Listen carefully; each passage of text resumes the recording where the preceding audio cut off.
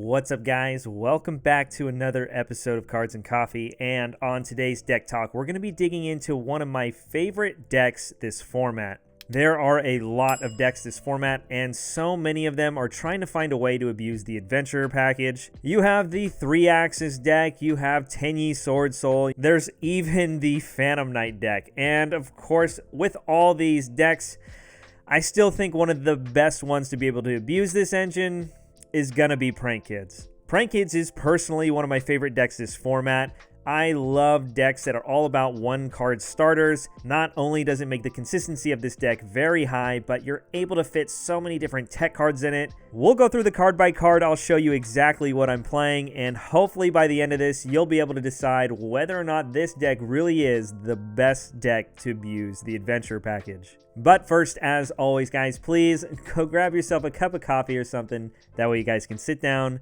and tune in.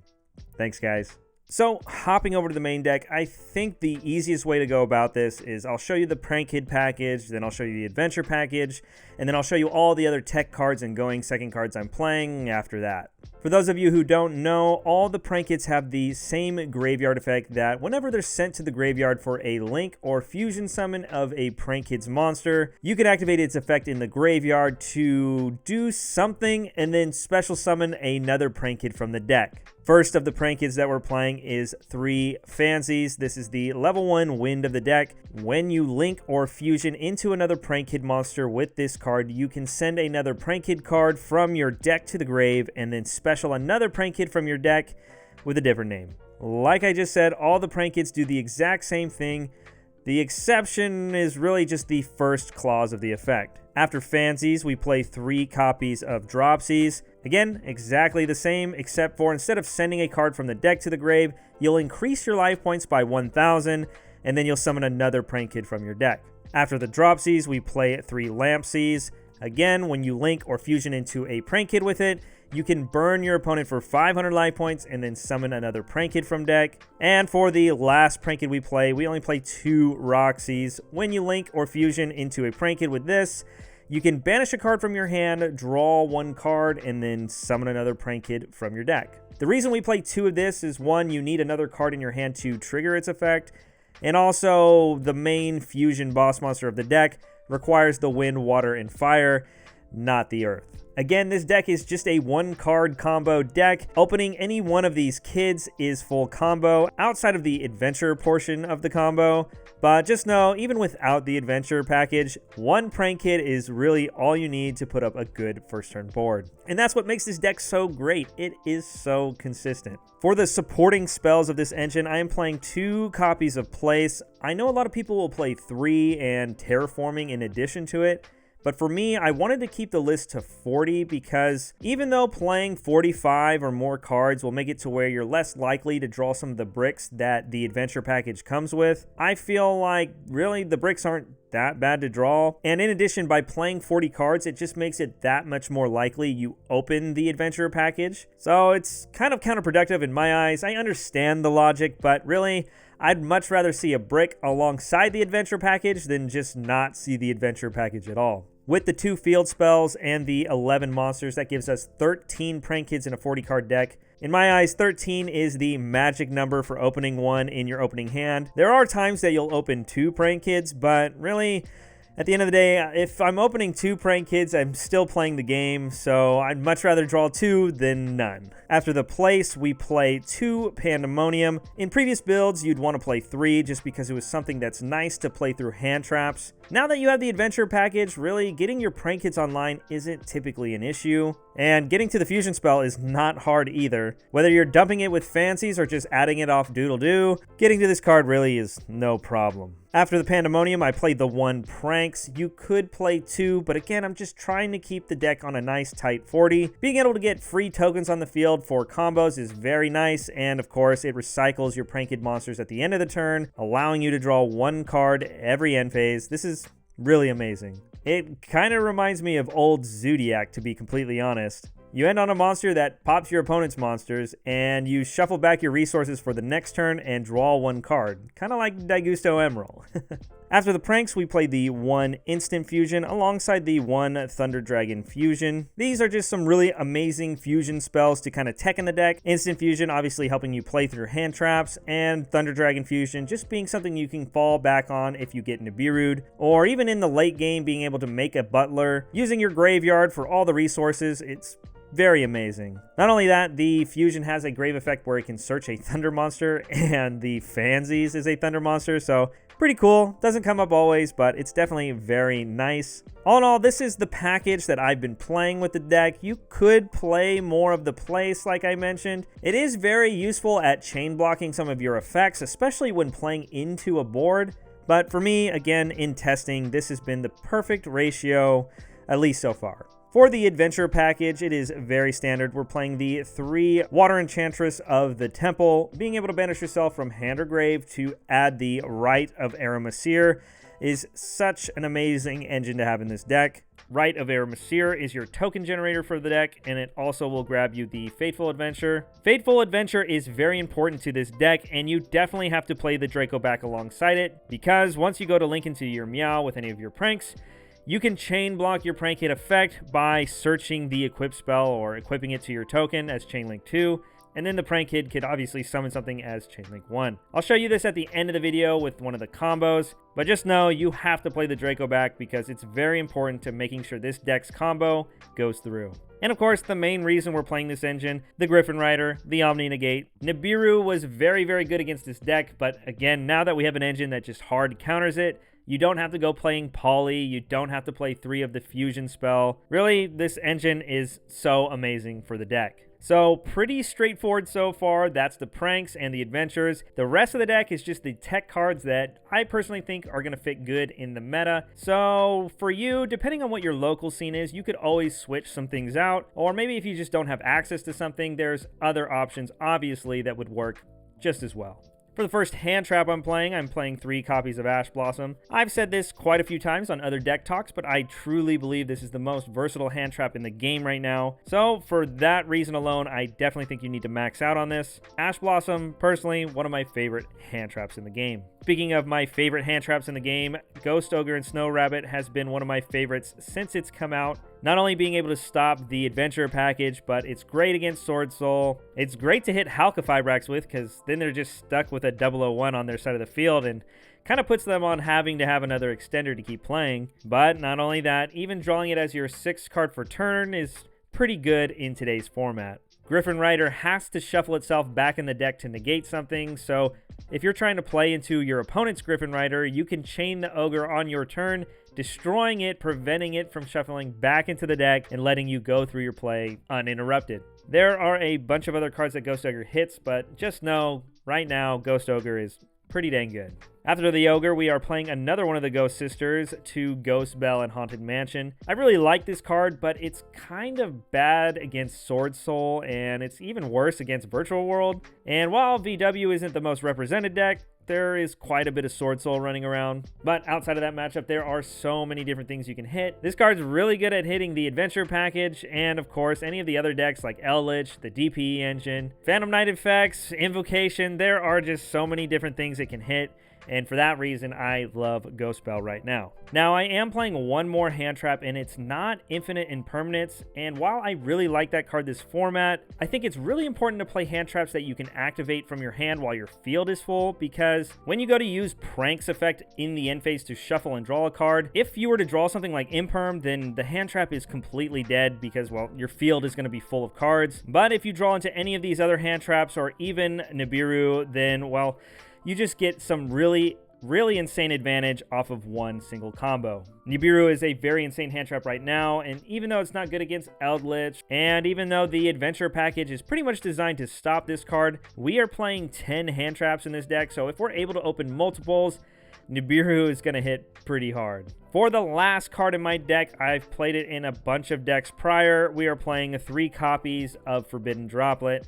Just one of the best going second cards in the game outside of all these other hand traps. Whether you're using it to break a board or even set it as a defensive card, Forbidden Droplet is one of my favorite cards in the game right now. So that's a solid 40. You have the prank engine, you have the adventure engine, and then you just have a stack of tech cards. And again, you could swap them in and out for whatever you think your locals might need. But moving on to the extra deck, we have the 1 Meow Meow Moo. This is the key card to the deck, your Link 1 that gets everything started. Linking into this with any one of your prank kids will activate its effect engraved to summon a second kid to the field.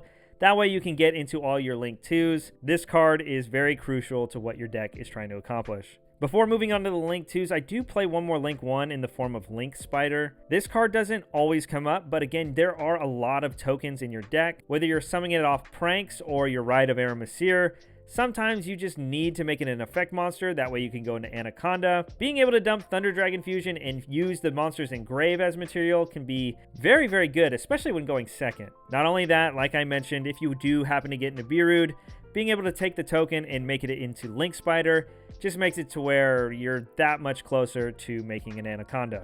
Moving on to the Link 2s, we are on 3 copies of Doodle Doo. Pardon the rare mismatch. I could not find the third for the life of me. In case you don't know what it does, on summon you can add a spell from your deck to your hand. This searches either your fusion spell or the pranks, or even the field spell if you already have all the other stuff. You could probably get away with running 2 of this card, but by playing 3, it makes it to where you don't feel obligated to shuffle it back with pranks at the end of your turn. Having the resources in extra deck definitely helps with the grind game. After the Doodle, I'm on the 1 Bow Wow Bark. I was playing 2 for a while, but I cut it for the Link Spider. It rarely comes up that I need the second, but just know this card is very crucial to your first turn combo. Doodle and Bow Wow basically do the same thing on field, where they contribute themselves to add 2 of your prank cards from your grave back to hand. The only difference is Doodle can only be done on your turn, and Bow Wow can be done on your opponent's. Oh, it also has the effect to bump up one of your monsters it points to by 1,000. It's actually very useful, and in addition, when you do tribute it off, it makes it to where your monsters can't be destroyed by card effects for the rest of the turn.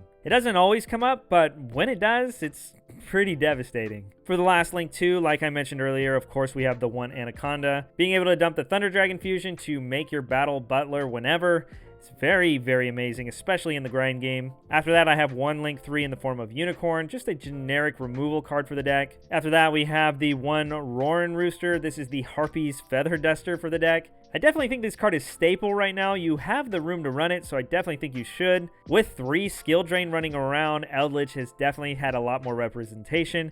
And the fact that it tributes itself for cost makes it to where Skill Drain is completely irrelevant for this deck. For the last Link 4, we played the 1 Access Code Talker. This comes up all the time, and having something like your Roaring Rooster or your Unicorn Engrave makes it to where access code can get really big. That's it for the links. For the fusions, we have the 1 Weather Washer and the 1 Rocket Ride. Just like Doodle and Bow Wow, they have the same effect where they contribute themselves to target 2 pranks in the grave, but in this case, instead of adding them to hand, they actually special summon them to the field.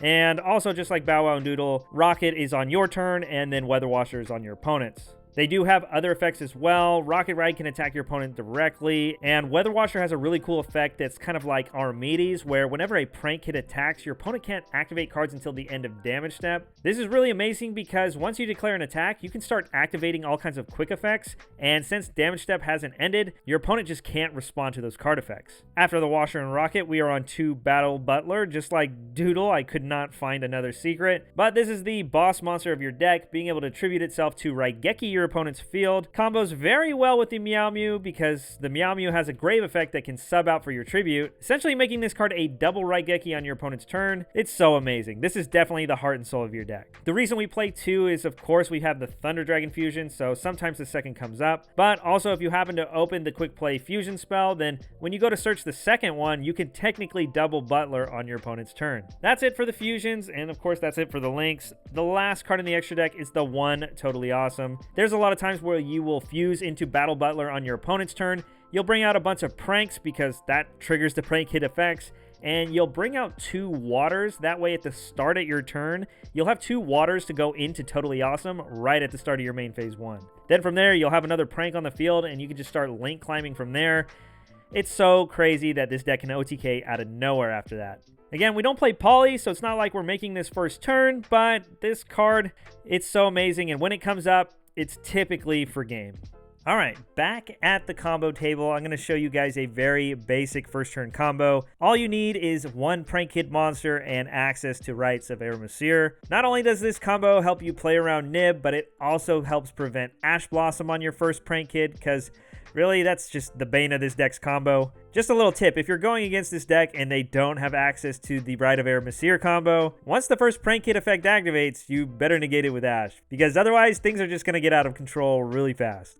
So, starting things off, we're of course going to fire off this Water Enchantress. We'll grab ourselves a Rite of Aramesir and then right away activate it. We'll get a token and then Fateful Adventure will hit the field. Now, before you go adding Griffin Rider, you actually want to go and summon your Prank Kid. I know at first instinct you want to have the Griffin Rider to negate Ash Blossom, but really you don't need to do that. After you normal summon the Prank Kid, you are not going to activate Fateful Adventure. You're actually going to link it off right away. Meow will hit the field, and then now you'll activate the Adventure as Chainlink 2, and then Dropsies as Chainlink 1. Chain blocking from Ash Blossom, you'll add yourself the Equip spell, and then the Dropsies will summon from the deck. You'll gain 1,000 life points, and then Fansies hits the field. Then after that, now you can activate the Adventure, adding yourself the Griffin Rider, and then pitching the Equip spell. The Equip spell will activate, equipping itself to the token. I don't know if you've counted, but that's 4 summons, so now we'll activate the Griffin Rider, making it hit the field on the 5th summon. Now you have an Omni Negate, you played around the first kid Ash Blossom, and really now you're off to the races. You're just going to do the standard Prank Kid combo from there. You'll link these two off into the Doodle Doo. Now there's definitely a debate on which way you want to chain link this, but for me I still think you keep the kid as Chainlink 1 and Doodle as Chainlink 2. If they had something like Ghost Ogre, they probably would have did it on the Fateful Adventure, and if they had Ash, then if they Ash the Doodle, you're still in an okay spot, whereas if they Ash the Fansies, it kind of just depends on what's in your hand before you continue from there.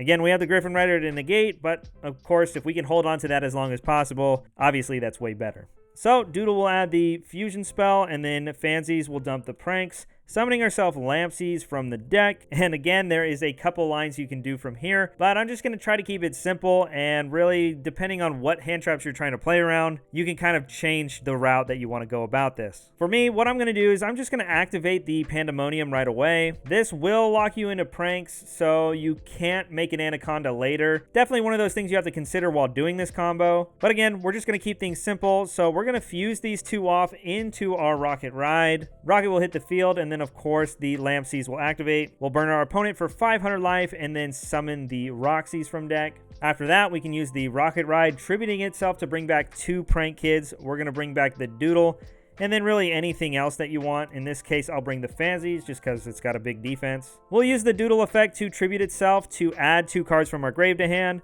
We're going to add the Pranks and the Pandemonium back. Then after that, you have 2 more Prank Kids. We can link them off into the Bow Wow. Roxies will now activate. You're going to have to banish a card to draw a card, and then you'll get to summon a Prank. In this case, we'll just banish one of these hand traps, and then we'll draw something new. Who knows, maybe another hand trap. Typically, I'll bring out Fansies, again, just because it has the biggest defense. Then, after that, we'll activate the Pranks and set the Quick Play face down. You'll end your turn, Pranks will activate, and we'll shuffle 3 back. Typically, I like to shuffle these 3 back. Again, we only have 2 Roxies, so might as well keep them in circulation. Fansies you already have on the field. The Water and Fire you're going to need for your Butler. And Doodle Doo, you know you have 2 other copies in extra deck, so you really don't need it. These cards will go back to the deck. You'll draw 1 more card, and then you'll pass your turn. Now again, this is obviously an over-exaggeration, but you could have a bunch of hand traps in your hand, and just to assess what else could be on the field, you have the Omni Negate with Griffin Rider, and then on your opponent's turn, you can tribute off the Bow Wow, adding the Water and Fire back to hand. That way, the Quick Play spell is now live, fusion summoning on your opponent's turn with the 3 Prank Kids into Battle Butler.